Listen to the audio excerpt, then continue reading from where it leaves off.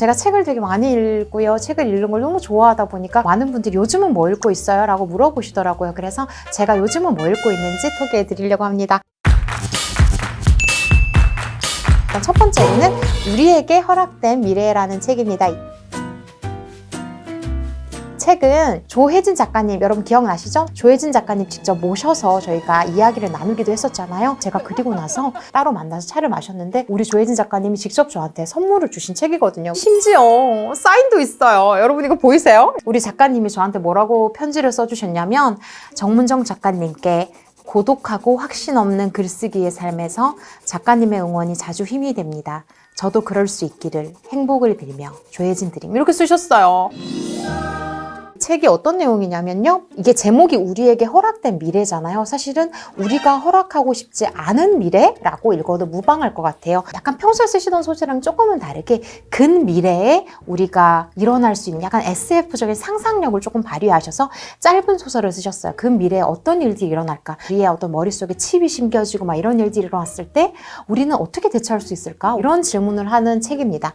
그리고 이 책이 마음산책이라는 출판사에서 나온 책인데요, 마음산책 출판사는 조금 특이한 게 있어요. 책이 항상 나올 때마다 편집자들이 보내는 레터를 따로 항상 보내주세요. 이 책은요, 우리들이 이런 마음으로 책을 만들었고요, 이런 식으로 짧은 엽서를 주시는데, 이런 마음산책에서 나온 책을 읽을 때마다 편지를 읽은 것 같은 기분이 항상 저는 들더라고요. 그리고 또 제가 최근에 읽었던 책 중에서 또 재밌었던 책이 뭐냐면, 이건 또 완전 신간이에요.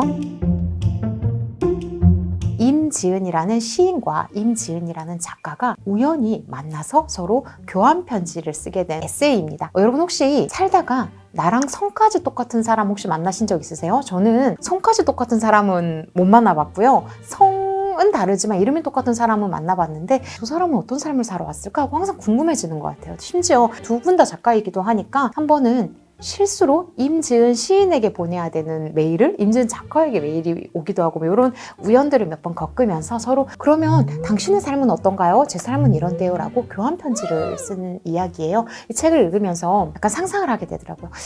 혹시 다른 세계에 살고 있는 정문정은 잘 살고 있을까? 상상의 나래를 펼쳐본 책이었어요. 저는 되게 흥미롭게 읽었어요.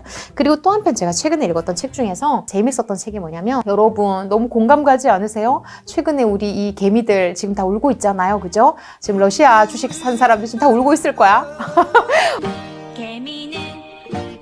저는 이런 책을 정말 좋아해요. 이 책은 작가가 이 책을 내야지 라고 글을 쓴 게 아니라, 이 작가가 원래는 대학원에 다니고 있었어요. 논문을 쓰려고 하는데 아버지도 워낙 뭐 이런 주식 쪽에 좀 빠삭하시고 오빠도 이런 쪽에 좀 빠삭하고 이러니까 항상 나는 슈퍼개미가 될 거야, 나는 그래서 자산을 증식할 거야, 뭐 이런 생각을 하고 있었는데, 이제 교수님이랑 대학원 동기들이 이런 얘기를 하는 거예요. 슈퍼개미? 에이, 개미는 돈을 벌 수 없어. 개미가 어떻게 돈을 버니? 막 이런 얘기를 계속 들은 거예요. 오기가 생기는 거죠. 내가 개미가 성공할 수 있다는 걸 보여주겠어 라고 하면서 직접 들어가서 이제 연구를 캐기 시작하는데, 코를 납작하게 해주겠어 라고 했는데 자기도 몰랐던 아주 무서운 결론이 나옵니다. 정말 개미는 성공하기 쉽지 않네? 왜? 이유가 뭘까? 몇 년치 이렇게 쫓아가면서 이야기한 책인데요, 너무 재밌어요. 왜 재밌냐면 직접 그 세계에 들어가서 다 물어보면서 다녀요. 너무 생생한 이야기들이 나오면서 감정을 되게 대입하게 돼요. 저는 사실 여기서 가장 재밌었던 이야기 뭐였냐면, 어떤 사람이 자기가 주식에 너무 빠져 있다가 내가 이제 조금 거리를 둬야겠다라고 생각했던 게 뭐였냐면, 전쟁이 났대, 뭐 또 누가 죽었대, 뭐 이런 비극적인 뉴스를 듣더라도 제일 먼저 그러면 주식이 어떻게 되지? 그 어떤 비극에도 일단 내 주식부터 생각하는 거 보면서 이게 너무 비인간적인 이런 생각을 하면서 조금 현타가 왔다는 그 이야기가 저는 되게 딱 와닿았거든요. 내가 지금 주식을 하고 있거나 또는 이 주식 열풍을 어떻게 우리가 해석해야 되나를 볼 때 한국 사회의 면면을 볼 수 있는 굉장히 재밌는 책이었습니다. 이 책이랑 약간 연결해서 제가 또 재밌게 읽었던 책이 뭐냐면, 제가 사회학과를 나왔어요. 그러다 보니까 저는 항상 책을 읽을 때 아무래도 사회과학 도서를 많이 읽는데요, 저는 요즘 사람들이 어떻게 살고 있지에 너무 관심이 많아요. 그래서 이 책을 읽고 나서 연달아서 읽었던 책이 이 책이었는데, 이 책 또한 논문에서 시작된 책이에요. 인류학을 공부하는 이 사람이 이제 논문을 쓰기 위해서 조사를 한 거죠. 요즘 사람들의 욕망은 뭘까?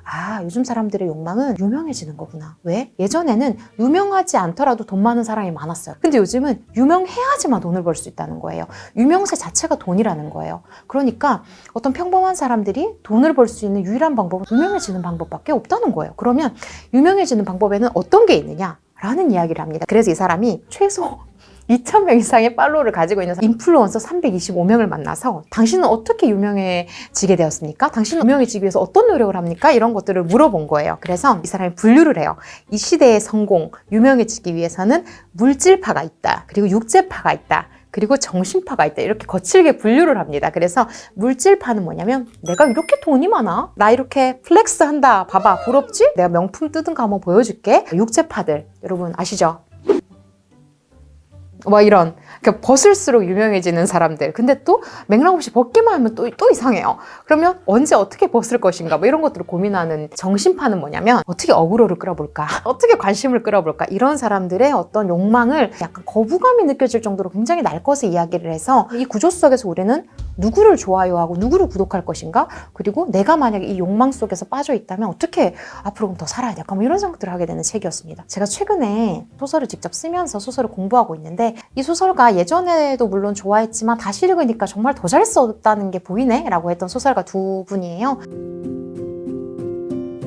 일단은 백수린이라는 작가의 소설을 다시 읽으면서 너무 좋았던 게 친애하고 친애하는 이라는 제목으로 책을 썼는데 그냥 친애하는? 이라고 제목을 쓰면 되지 왜 굳이 친애하는 이라는 말을 두 번 썼을까를 생각을 해보면 이 책은 본인의 할머니에 대한 이야기이기도 하고 또 어머니에 대한 이야기이기도 합니다. 엄마와 할머니는 서로 너무 상처를 줬어요. 우리 한번 생각해보면 보통 내가 엄마랑은 사이가 안 좋더라도 할머니랑은 사이가 좀 좋은 이런 케이스가 좀 있지 않아요? 아무래도 내 자식에게는 조금 더 엄하게 대했었는데 이제 지나고 나니까 내가 왜 그렇게까지 했을까라고 하면서 손주를 예뻐하는 그런 경우가 있는데요. 이 책에서도 엄마랑은 내가 별로 사이가 안 좋아요. 그리고 또 정작 우리 엄마도 할머니랑 별로 사이가 안 좋아요.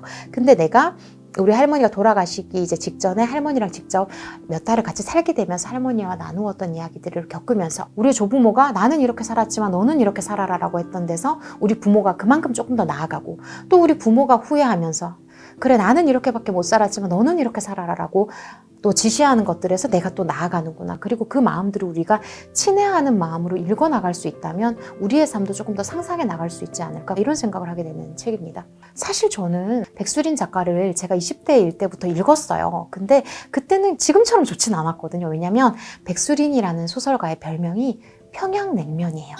평양냉면처럼 슴슴한 소설을 써요. 막 되게 극단적인 어떤 사건이 있는 것도 아니고 SF적인 어떤 상상력이 있다거나 막 사건이 다이나믹하진 않아요.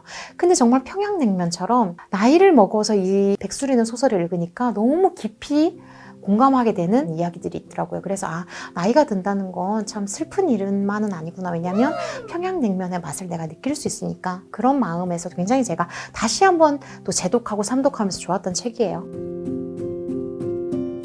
제가 또 꽂힌 작가가 있는데 정용준이라는 작가예요. 이 작가는 워낙 소설 잘 쓰기로 유명한 작가인데 제목이 내가 말하고 있잖아요. 이 정용준이라는 소설가는 어릴 때 여동생이 세상을 떠났어요. 그 충격으로 말을 더듬기 시작합니다. 그래서 실제로 말을 더듬기 시작했던 기억이 굉장히 강렬하게 있는 작가예요. 그래서 여러 소설에서 말을 더듬는 화자를 등장시켜요. 말을 더듬는다는 건 뭐냐면 내가 생각한 것들이 나오지 않을 때 다른 사람들이 나를 불쌍하게 보고 이상한 눈으로 보면 그때부터 더 긴장이 되는 거예요. 더 내가 막 얼어붙어서 더 말을 더 더듬게 되는 본인의 그 기억을 바탕으로 겪었던 것들을 이제 많이 풀어냈는데 여기서 재밌었던 게 뭐냐면 이 언어교정원에서는 이름으로 불리지 않는데요. 처음에 갔을 때 네가 가장 발음을 하기 어려운 게 뭐야? 라고 하면 그 발음으로 이름이 주어지는 거예요. 그래서 계속 그 발음을 듣다 보면 어느 순간 입이 움직여지는 그러면 이제 이름이 계속 바뀌는 거예요. 그런 식으로 세상에는요 이렇게 말 더듬이처럼 말을 제대로 못하고 있고 그래서 외로워지고 그런 사람들이 너무 많아요. 우리는 말을 더듬는 사람들에게 귀를 좀 기울여 줘야 해요 라는 어떤 소설에서 항상 반복적으로 이야기를 하는 작가인데요. 이 작가의 글을 읽고 있으면 찌릿해지는 마음도 좀 들면서 그래 품격 있는 소설이란 이런 것이지 이런 생각을 하게 되는 책입니다. 그리고 또 제가 좋았던 책 중에서 하나는 배움의 기쁨이라는 책이에요.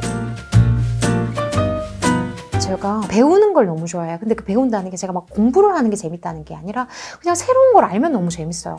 이 작가는 내가 배움의 세계로 가면서 어떤 게 바뀌었는지에 대해서 이야기를 합니다. 이 작가는 토머스 체터턴 윌리엄스라는 사람인데 이 작가의 아버지가 정말 그야말로 자수성가한 흑인인 거예요. 그러니까 아버지가 본인이 이제 공부를 하려고 했을 때 흑인이 어디 여기 와서 끼어 있어 막 이런 차별을 받고 공부를 하기가 너무 힘든데 그 시대에 열심히 공부를 해서 자수성가한 사람인 거죠. 근데 이 사람은 아버지는 되게 공부한 사람, 그리고 어머니는 백인, 친구들은 다 흑인이니까 흑인들의 세계에서는 공부하면 다 놀림을 받아요. 야, 우리 세계에서는 말이야 힙합이 최고지 막 이런 세계 속에 자기는 항상 힙합을 듣고 마초적인 문화 이런 거에 젖어 있던 사람인 거죠. 그래야만 친구들에게 우스꽝스러워지지 않으니까. 심지어 이 사람은 이런 표현을 써요. 자기는 항상 강해 보이고 싶은 욕망, 그런 것들 때문에 일부러 책을 읽지 않았다는 거예요. 왜냐하면 책을 읽는다는 것은 백인의 문화이고 책을 읽는다는 것은 여성적인 문화이기 때문에 남성적인 문화, 흑인적인 문화는 너무 달랐던 거예요. 아버지가 아무리 서재에서 책을 읽는 모습을 보더라도 자기는 항상 도망 다녔다는 거예요. 왜? 남성스럽지 않으니까.